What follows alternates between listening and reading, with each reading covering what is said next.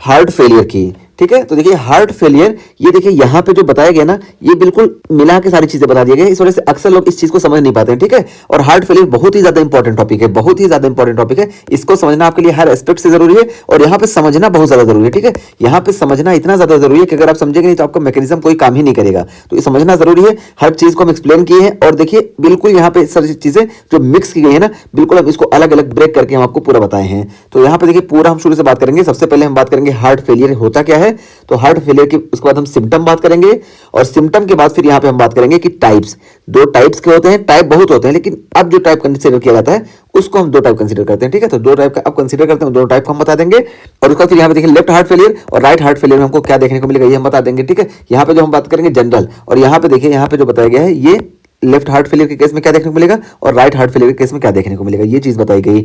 और उसका फिर लास्ट में यहाँ पे हम ट्रीटमेंट बात करेंगे। अच्छा, ट्रीटमेंट से पहले यहाँ पे हम पूरा मैकेनिज्म आपको समझाएंगे कैसे कैसे क्या होता है, और ये वाला ग्राफ दोनों हम क्लियर करेंगे। और ये देखिए NYHA क्लासिफिकेशन जो है इसको भी हम यहाँ पे क्लियर करते चलेंगे, और ये देखिए फ्रेमिंगम्स क्राइटेरिया जो है इसको भी हम बताते चलेंगे। ठीक है, तो आइए हम शुरू करते हैं सबसे पहले यहाँ से हार्ट फेलियर से। तो देखिए हार्ट फेलियर होता क्या है, तो clinical syndrome of cardiac pump dysfunction. तो यहाँ पे देखिए एक वर्ड में बता दिया गया कि यहाँ पे क्लिनिकल सिंड्रोम होता है और इसमें कार्डियक पंप का डिसफंक्शन हो जाता है। हार्ट का हमारा मेन काम क्या है कि ब्लड पंप करना। ठीक है, सिस्टमिक सर्कुलेशन में या पल्मोनरी सर्कुलेशन में, तो ये जो ब्लड पंप करना इसका काम है, ये नहीं कर पाता है, यानी डिसफंक्शन हो जाता है। और यहाँ पे हमको स्ट्रक्चरल या फंक्शनल चेंजेस देखने को मिलते हैं। ठीक है, तो स्ट्रक्चरल और फंक्शनल दोनों चेंजेस देखने को मिलते हैं। स्ट्रक्चरल चेंज भी देखने को मिलेंगे, अभी हम बात करेंगे स्ट्रक्चर में क्या चेंज देखने को मिलेंगे, और फंक्शनल क्या है कि ये ब्लड पंप नहीं कर पाएंगे। तो स्ट्रक्चरल और फंक्शनल चेंजेस देखने को मिलते हैं। इस वजह से हार्ट जो होता है ये इनसफिशियंट हो जाता है या इनएफिशिएंट हो जाता है। ठीक है, तो ये हुआ डिफिनेशन, हम बात कर लिए। अब देखिए जब ये डिसफंक्शन हो जाएगा इसके वजह से हमको congestion and low perfusion, congestion देखने को मिलेगा, क्योंकि जब ब्लड इधर आ नहीं रहा है तो यहाँ पूरे सिस्टमिक सर्कुलेशन में और पल्मोनरी सर्कुलेशन में हर जगह हमको कंजेशन देखने को मिलेगा। पूरा ब्लड जो है जो फ्लो होता है ऐसे ऐसे ऐसे ऐसे बहुत तेज, ये रुक जाएगा, तो कंजेशन देखने को मिलेगा इस वजह से। और लो परफ्यूजन, तो परफ्यूजन यहाँ पे जो ऑक्सीजन डिमांड पूरी हो रही थी हमारी बॉडी की इसी कार्डियक आउटपुट से पूरी हुई थी, अब ये भी नहीं पूरी होगी, इस वजह से हमको लो परफ्यूजन देखने को मिलेगा। तो ये हो गया। और उसके बाद फिर सिम्टम की हम बात करते हैं। तो देखिए सिम्टम में हमको यहाँ पे डिस्निया देखने को मिलेगा, आर्थोपनिया, फटीग और S3 हार्ट साउंड देखने को मिलेंगे, रेल्स और जगलर वेनस डिस्टेंशन और पिटिंग एडिमा और एक्यूट पल्मोनरी एडिमा और एब्डोमिनो जगुलर रिफ्लेक्स, इसी तरीके से कार्डियोमेगली, ये सारी चीजें देखने को मिलेंगी। सबका एक बार हम मैकेनिज्म बता देते हैं, फिर यहाँ पे इंपॉर्टेंट क्या हम बताते हैं। तो देखिए सबसे पहले मैकेनिज्म बताएं डिस्निया। तो डिस्निया क्यों देखने को मिलेगा, तो देखिए ये जब हमारा हार्ट फेलियर हो जाएगा तो हार्ट फेलियर होने की वजह से यहाँ से पंप नहीं कर पाएगा, तो जब इधर पंप नहीं कर पाएगा यानी लेफ्ट वेंट्रिकल में ब्लड ज्यादा है, तो जब लेफ्ट वेंट्रिकल में ब्लड ज्यादा होगा तो लेफ्ट एट्रियम में ब्लड ज्यादा होगा, तो लेफ्ट एट्रियम का भी प्रेशर इंक्रीज होगा। तो पहले लेफ्ट वेंट्रिकल का प्रेशर इंक्रीज होगा, फिर लेफ्ट एट्रियम का भी प्रेशर इंक्रीज होगा। इस वजह से ये देखिए हमको पल्मोनरी कैपिलरी वेज प्रेशर भी इंक्रीज देखने को मिलेगा, और जब pulmonary capillary wedge pressure increase देखने को मिलेगा तो पूरा यहाँ पे कंजेशन होगा, इसी वजह से हमको डिस्निया देखने को मिलेगा। ठीक है, तो देखिए डिस्निया हम बताएं यहाँ पे लिख भी दिए हैं ये मैकेनिज्म कि डिस्निया हमको देखने को मिलेगा, इसी वजह से यहाँ पे देखिए बनाए। और डिस्निया में ये भी हम बात करेंगे, अभी इसको छोड़ते हैं। ठीक, तो ये डिस्निया का मैकेनिज्म हो गया। और आर्थोपनिया भी इसी वजह से देखने को मिलेगा। तो देखिए जब डिस्निया सीवियर हो जाएगा तो हमको आर्थोपनिया देखने को मिलेगा।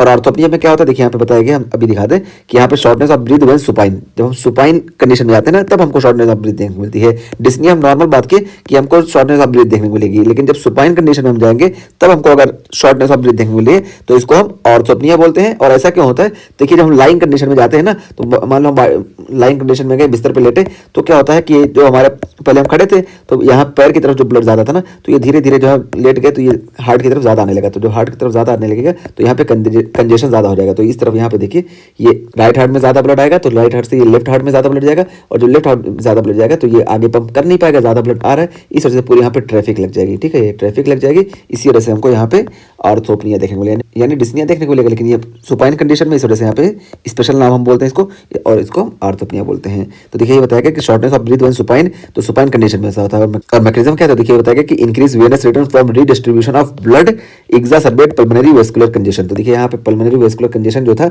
यहाँ पे जब ब्लड का रीडिस्ट्रीब्यूशन हुआ यानी ग्रेविटी अब ब्लड को पुल नहीं कर रही अपनी तरफ, हम लाइट पोजीशन में चले गए, इस वजह से हमको यहाँ पे आर्थोपनिया देखने को मिलेगा। यहाँ पे हम पूरा मैकेनिज्म बता दिए। ठीक है, तो ये हो गया हमारा आर्थोपनिया का मैकेनिज्म। अब आर्थोपनिया के बाद और देखिए हमको क्या देखने को मिलेगा, फटीग देखने को मिलेगी, क्योंकि जब यहाँ पे ब्लड जाएगा नहीं, ऑक्सीजन डिमांड पूरी नहीं होगी, इस वजह से हमको फटीग देखने को मिलेगा। और यहाँ पे देखिए sign include S3 heart sound, तो यहाँ पे देखिए हमको S3 हार्ट साउंड देखने को मिलेगा, ठीक है। तो S3 हमको ये देखने को मिलता है। यहाँ पे पैथोलॉजिकल होता है, क्योंकि पैथोलॉजी है ये हार्ट फेलियर बहुत बड़ा मैकेनिज्म, ठीक है, बहुत बड़ा पैथोलॉजिकल कंडीशन। तो ये S3 जो है ये पैथोलॉजिकल होता है। वैसे हम नॉर्मल बात करें तो ये यंग एडल्ट्स में, चिल्ड्रेन में या प्रेगनेंसी कंडीशन में S3 फिजियोलॉजिकल होता है, लेकिन यहाँ पे देखिए ये पैथोलॉजिकल है, ठीक है। तो S3 पैथोलॉजिकल होता है, फिजियोलॉजिकल भी होता है, लेकिन कुछ कंडीशन में होता है, हम बता दिए ना कि चाइल्ड में होता है, यंग एडल्ट में, इसी तरीके से प्रेगनेंसी वगैरह में।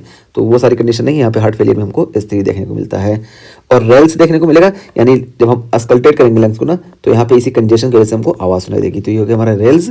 और देखिए हमको जगलर वेनस डिस्टेंशन देखने को मिलेगा। और एक क्यों देखने को मिलेगा, तो देखिए वही सेम चीज है कि कंजेशन जब होगा तो यहाँ पे भी ब्लड रुकेगा, यहाँ पे भी, तो राइट एट्रियम में भी कंजेशन होगा, तो इधर से जो ब्लड आ रहा है जगलर वेन से, ये इधर नहीं आ पाएगा, इस वजह से जगलर वेन में हमको डिस्टेंशन देखने को मिलेगा। ये इसका मैकेनिज्म हो गया। और देखिए हमको पिटिंग एडिमा देखने को मिलेगा। पिटिंग एडिमा क्यों देखने को मिलेगा, क्योंकि यहाँ पूरा देखिए जब कंजेशन हो गया, ज्यादा फ्लूइड, मतलब फ्लूइड सर्कुलेट ही नहीं हो रहा है, तो धीरे धीरे फ्लूइड जो है इधर ये इंटरस्टिशियल टिश्यू में जाएगा और यहाँ पे हमको पिटिंग एडिमा देखने को मिलेगा, ठीक है। तो देखिए पिटिंग एडिमा यहाँ पे दिखाया भी गया, देखिए पिटिंग एडिमा हमको देखने को मिल रहा है, ठीक। तो पिटिंग एडिमा हो गया। और उसके बाद देखिए हम यहाँ पे और बताए acute pulmonary oedema. Acute pulmonary oedema भी हमको देखने को मिलेगा इसी वजह से, क्योंकि यहाँ पे पल्मोनरी कैपिलरी वेज प्रेशर देखिए यहाँ पे इंक्रीज हो जाएगा ना, तो pulmonary capillary wedge pressure increase होगा, इस वजह से एक्यूट पल्मोनरी एडिमा देखने को मिलेगा। और देखिए एब्डोमिनल जगुलर रिफ्लेक्स देखने को मिलेगा, क्योंकि यहाँ से एब्डोमिनल से भी यहाँ पे भी कुछ नहीं आ पाएगा, ये जगुलर वेन से भी कुछ नहीं आ पाएगा, तो यहाँ पे हमको एब्डोमिनल जगुलर रिफ्लेक्स देखने को मिलेगा। और कार्डियोमेगेली देखने को मिलेगी, क्योंकि हार्ट की साइज बड़ी हो जाएगी, यहाँ पर धीरे धीरे ब्लड एक्यूमुलेट होता रहेगा, तो हार्ट की साइज बड़ी हो जाएगी। और हमको जेबीपी जगुलर वेनस प्रेशर तो इंक्रीज देखने को मिलेगा, ये हम बता दिए, ठीक है। तो ये सारी चीजें देखने को मिलेंगी।